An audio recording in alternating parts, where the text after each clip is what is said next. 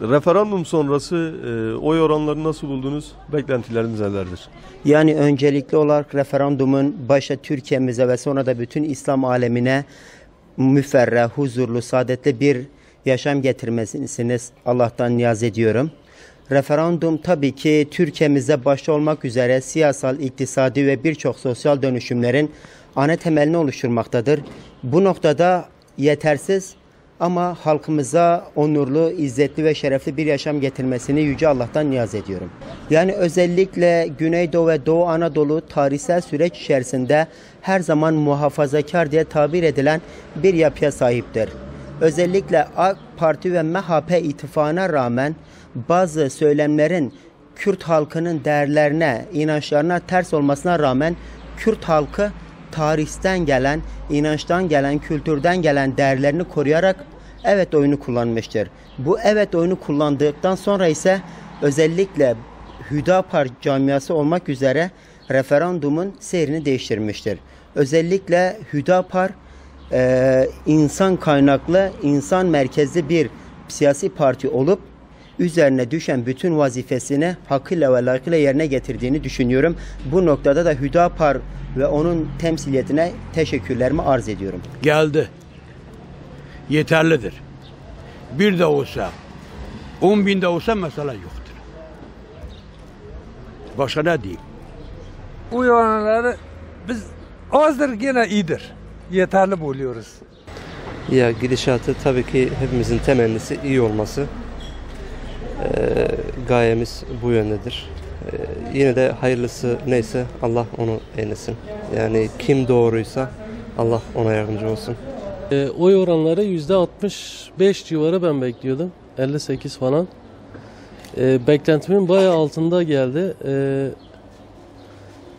Fakat bir yandan Güneydoğu'daki oyların artış oranı referandumu kazanmamıza vesile oldu. Bundan dolayı mutluyum. Önemli olan %56 artı birin üzerine geçmek. Evet oylamasının geçmiş olmasıdır.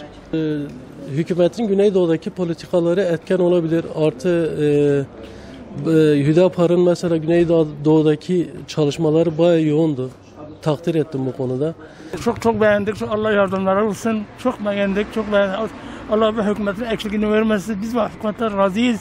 Milletimiz de iyidir. Birbirine eşittir. Ayrım yoktur. Çok şükür. Allah'ın keremine şükür. Çok memnunuz. Çok bu hükümetten memnunuz. Oy oranları hepsi yanlıştır. Beklenti hayır olması lazım. Başka söyleyecek bir şey yok. Ya Türkiye için hayırlısı neyse oydu. Tebrik etmek lazım. Başka diyecek bir şeyimiz yok. Bizim için bir amaç vardır. Yani biz hayırlı olsun diyoruz. Ondan sonra yani verilen sözlerin tutulması bizim için önemlidir. Yani iyi olması önemli bizim için. İnşallah hayırlı olur yani biz temelimiz odur. Evet bekliyordum. Daha fazla da yüksek olmasını bekliyordum ama olmadığından yine de şükürler olsun düşmedik zalimlerin eline. Beklentilerimiz daha fazla çıkması lazımdı. Nasıl olduysa bir yerde kaynaklı bunu bilemiyorum tabii. Yani daha güçlü %60 üstünde olması lazımdı. Nerede kaynaklandıysa onu anlayamadık tabii. Türkiye'miz için hayırlı olsun diyoruz. Biz Kahta bölgesi olarak oy oranlarını gayet iyi bulduk. Oylarımızı da yükselttik. Bundan sonraki süreçte artık devletin bizim verdiğimiz oyların karşılığını, yatırımlarını daha fazlasını bekleyeceğiz devletten. Yatırımların daha iyi olması için biz elimizden geleni yaptık. Artık bundaki süreç sayın vekillerimize düşer. Devletin üst kademesine düşer. Biz daha çok yatırım bekliyoruz bundan sonra. Biz Doğu olarak üzerimize düşeni yaptık. Oy oranlarına bakıldığı zaman bundan önceki seçimlerde yüzdelik olarak Güneydoğu ve Doğu Anadolu bölgesinde bir artış olduğunu görüyoruz. Her ne kadar bu bir şey olsa da yani bir diğer taraftan mağlubiyet olarak görülse de bu AK Parti için yükseltilmiş bir orandır yüzdelik olarak. Bakılıyor ki Güneydoğu Anadolu ile Batı kıyaslandığı zaman yatırım konusunda yani yatırım en çok hak edilen tarafın Doğu ve Güneydoğu Anadolu olduğunu görüyoruz. İkinci bir husus Doğu ve Güneydoğu'da halkın özellikle yani ölümlerden, savaşlardan, kandan bıktığını gösteriyor. Yani terör olaylarından bıktığını gösteriyor.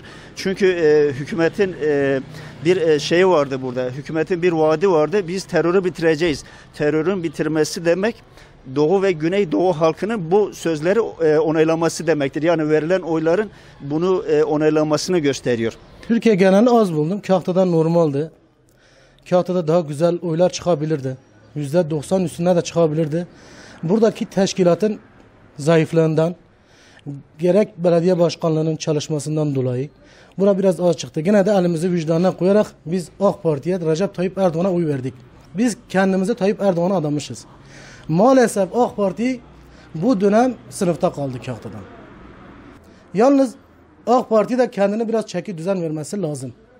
AK Parti'nin bu çürük elmaları ayırması lazım. Biz bunu Recep Tayyip Erdoğan'dan istiyoruz. Beklentilerimiz %60'tı.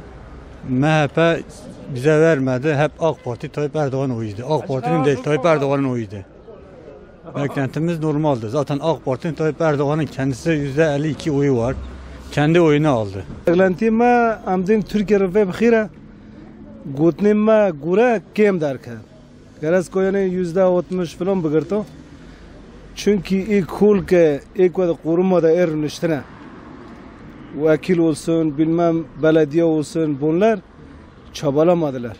Halk kendisi bu oyları verdi. Kendi çabalarıyla. Yine de iyidir. Türkiye'ye hayırlı olsun. Ben referandumla ilgili AK Parti hakkında benim beklentim %60-%65 bir beklentim vardı. AK Parti %51 alması benim için çok düşük bir şeydi yani. Çok düşük bir rakam oldu. AK Parti'nin en azında %60-%65 bir oy alma şeyini bekliyordum ben. Devletimiz için gerçekten güzel bir sonuç çıktı referandumda. Bana göre birinci derece Hüdapar'ın göstermiş olduğu bir mücadeleydi. Diğer ikinci bir husussa Kürt milletin artık eskisinden iyi kötüyü ayırabiliyor. Milletin takdiridir. Millet nasıl isterse öyle olacak. Vatanımıza en hayırlısı neyse Allah tarafından Allah onu bize versin. İnşallah iyi olur. Bundan sonra iyi olmayı bekliyoruz. Bundan sonraki sistem daha demokratik olmasını istiyoruz yani. Bu geçeni geçmiştir yani. Onu herkes biliyor ne olduğunu zaten. Herkes gördü de zaten. İnşallah bundan sonra daha demokrat olur, daha güzel olur. Baskı olmaz, tarafsızlık olur, özgür olur herkes. Daha iyi olur yani. Beklentime daha fazla bu. Minimum ne? برا آخری خاطب کن وج خیر کرماز نه فقط رج ندگرد برا قیمت کرماز زانون بوی که işte قیمت زانون خرابی و کشتنا واند و ساکین با ملت و سایه و راینا دونه که انشالله وانج اویرمیشن تشکیرن بکن انشالله برا و خوینا برا و دایو بسکنه و کرماز و سایه دو برا قیمت خوازون برا قیمت کرماز زانون برا باتی نده باتی چما نده باتی از که تمام هفت دو کجا تمام خراب بود. işte ورجی بر کرمانجو هم اونلامیش کرد. کرمانجو کو که ورد باسا. نه ورگه انشالله ورج bu anış kanı zorunda. İnşallah. Bu inşallah. Ama bu bro. İyi olacak inşallah. Bu beklentimiz budur. İyi olacak. Onun için içimiz rahat yani güveniyoruz bizim bu Cumhurbaşkanımıza. Çünkü iyi olacak inşallah. Akharawiyo bu داور رود ویتم دنیا مدینت ده دور قدویه بیوی دانه کر منجا بی که و خراوی رو بی که ده میلاد هاور بیلک beraberlik bu seviye dönüyor ne. İnşallah bundan sonra daha iyi olacak. Biz bu Avrupalılara karşısında biz daha dik durması lazımdır. Onlar atıyla itiyle bizim üstünün bakanımızın üstünde sürürse biz de onların karşısında kala gibi dururuz. sonuna kadar da devam edeceğiz. Yüksek çıkması doğu daha rahat oluyor. Doğu ne kadar rahat olursa o kadar fazla yüksek çıkar. Evet, 2,5 milyon oy çaldı kırkızlıkla. Kazandı. Bu evet hayli nasıl kazandı? HDP'nin Adıyaman'ın milletvekili Becet Yıldırım. Eğer Avrupa 400 oy gelmeseydi kaybetmişti. Avrupa niye sandığı hep eve doldurdu gönderdi? Bunun arkasını gelecek görüşürüz. Bu evenin ömrü 5 senedir. 10 sene olmaz. Ben de bu adamın yani buraya geldiği zaman, mesela siyasette atıldığı zaman bu adamı takip ediyorum. Onun partisindeyim. Fakat zerre kadar kendi devletine, milletine asla herhangi bir zarar gelmemiştir. Türkiye getirmiş, bütün devletlerin önüne de verilmiştir. Türkiye ismi yoktu dünyadan. Şimdi Rusya gibi, Amerika gibi Türkiye'ye yalvarıyorlar. Yani diyorlar, beraber olalım diyorlar falan. Valla referandum iki parti için de bir sürpriz olmuştur.